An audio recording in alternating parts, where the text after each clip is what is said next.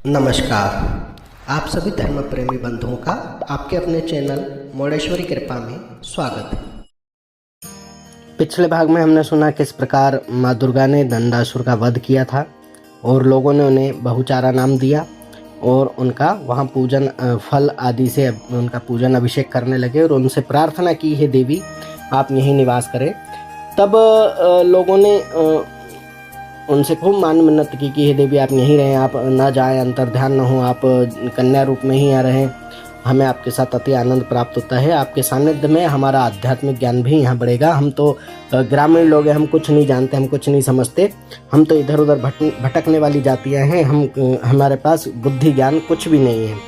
तो देवी ने उनसे कहा कि मैं तुम सबका रक्षण करूँगी, मैं तुम सबके साथ हूँ, मैं यहाँ अंश रूप में विद्यमान रहूँगी।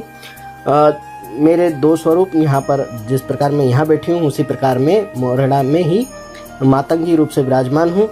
आप दोनों ही स्थल पर मेरी पूजा आराधना कर सकते हैं और मैं यहाँ अदृश्य रूप से विद्यमान रहूँगी और समय आने पर मैं यहाँ अवतार धारण करके पुनः लीला करने अवश्य आऊँगी। इस प्रकार देवी ने उनको वचन दिया और वहाँ से अंतर्ध्यान हुई। कुछ समय बीत जाने पर स्थान की महिमा चारों तरफ विख्यात हुई। लोग वहाँ पर अपने अपने कष्टों के हरण के लिए आने लगे और देवी की प्रसाद पूजा आदि करने लगे। जैसे कि सभी जगह मान्यता होती है कि एक जगह के बारे में कुछ खबर पता चलती है तो आसपास के चारों तरफ के लोग दौड़ करके चले आते हैं। ऐसे ही वहाँ पर एक बंजारा प्रजाति के लोग थे जिनके यहाँ संतान नहीं थी, तो वो दोनों पति पत्नी वहाँ पहुँचे। ये चारण लोग थे, एक बंजारा टाइप की ही जाति होती चारण, जिनको कहा जाता है, मुझे भाषा का ज़्यादा भाषा में मैं नहीं जाऊँगा, तो जहाँ तक हो सकता है गुजराती या मराठी में चारण बंजारा जाति को ही कहा जाता हो, पर ये लोग चारण थे। और ये इनमें जो पुरुष थे इनका नाम था बापल दान देथा। तो इन्होंने शिव शक्ति की आराधना कर रखी थी, तो शिव शक्ति के ये जोड़े से आराधना करते थे और उनके ये बहुत बड़े उपासक थे। तो इन्होंने इस स्थान की महिमा सुनी तो वे वहाँ पर गए और वहाँ उन्होंने शिव शक्ति के रूप में ही उनकी उपासना कर उनसे प्रार्थना की। और जब ये वापस लौटने के लिए रात को थक गए तो वहीं सो गए पूजा आदि करने के बाद। तो इनको देवी ने स्वप्न में दर्शन दिया और कहा कि मैं तुम्हारी भक्ति और पूजा से प्रसन्न हूँ और मैं और शिव दोनों ही तुम्हारे यहाँ अवतार लेने जा रहे हैं। तो ये बड़े प्रसन्न हुए। इन्होंने घर जाकर अपनी पत्नी को ये समाचार सुनाया और कुछ समय बाद उनकी पत्नी ने गर्भ धारण किया और समय आने पर एक पुत्री उनके यहाँ प्रकट हुई। अब पुत्री का नाम, छोटी कन्या को ये लोग बाला कहते हैं, तो इन्होंने पुत्री का नाम बाला कहते थे, तो बोलते बोलते उच्चारण में ही नाम बाला पड़ गया। तो पुत्री बाला के साथ इनकी अन्य बहनें भी हुई बाद में। तो देखिए माँ ने जब झोली भरी तो ऐसी भरी कि 3-4 कन्याएं एक साथ हो गई।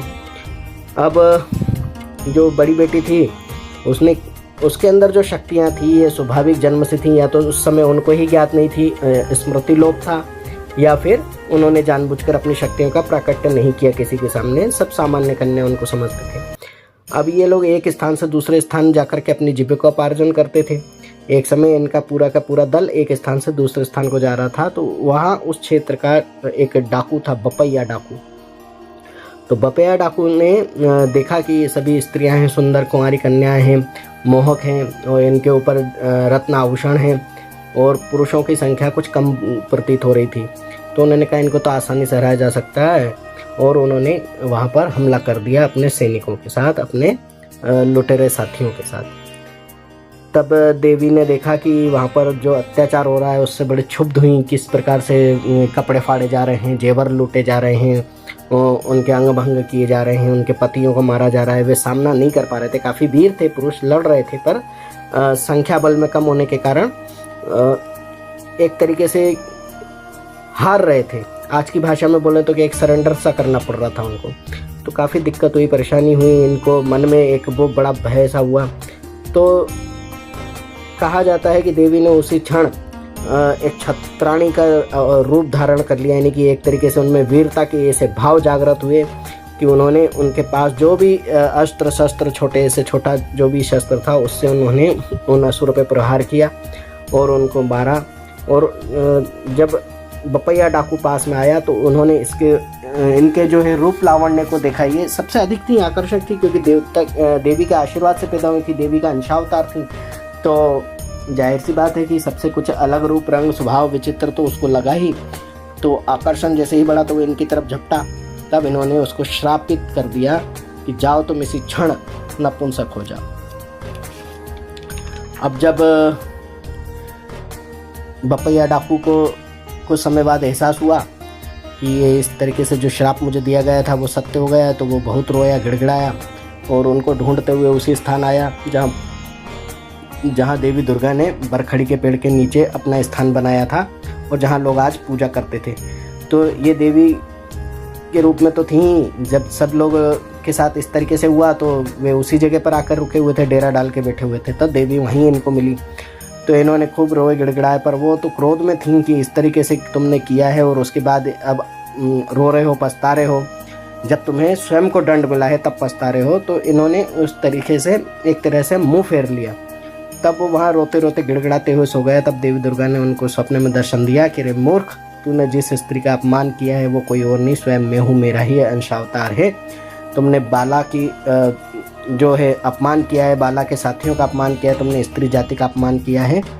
अब तुम्हारे गिड़गिड़ाने से कुछ नहीं होता। तो वो स्वप्न में ही उनसे कह रहा है कि नहीं माँ, मुझे क्षमा कर दो, मेरे से जो बहुत बड़ा अपराध हुआ, मैं अब इस तरीके से नहीं करूँगा।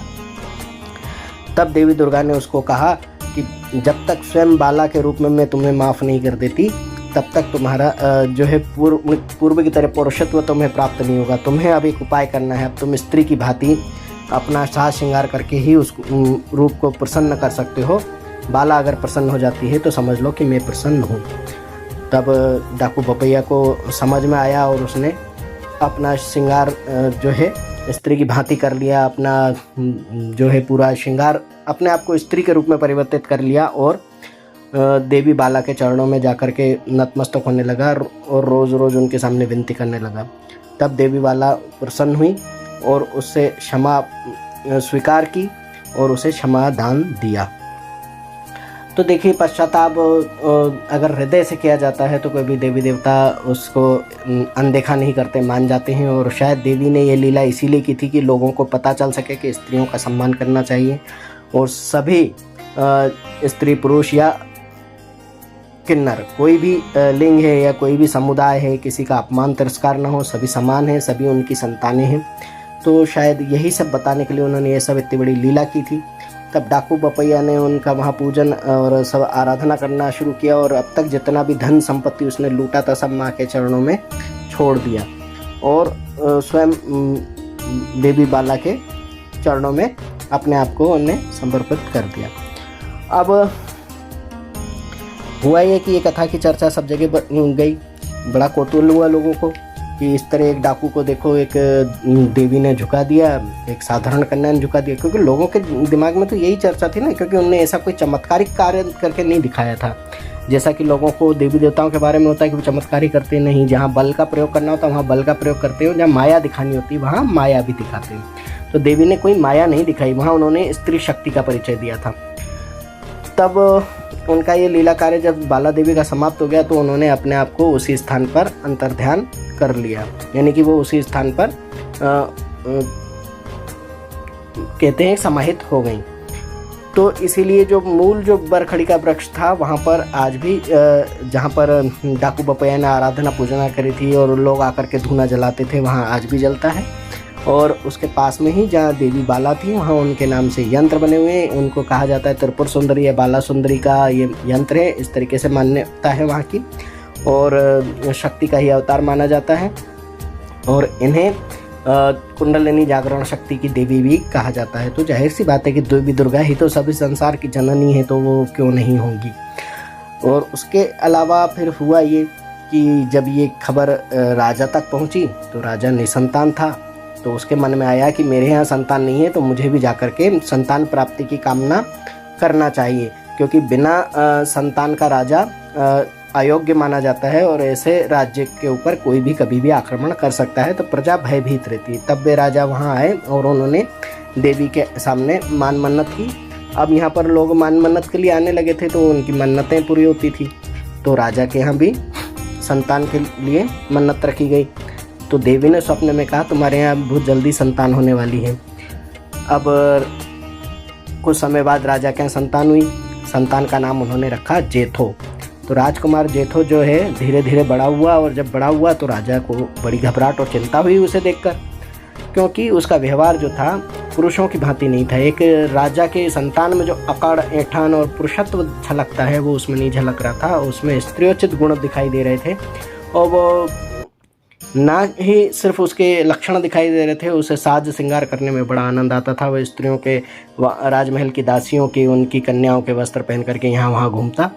अब उसका उपहास उड़ाया जाता और आसपास भी ये बात फैलने लगी। तब राजा तो दुखी था ही, और परंतु देवी का दया हुआ वरदान था तो वो कुछ कर नहीं पाया, बस मन ही मन दुखी होता था।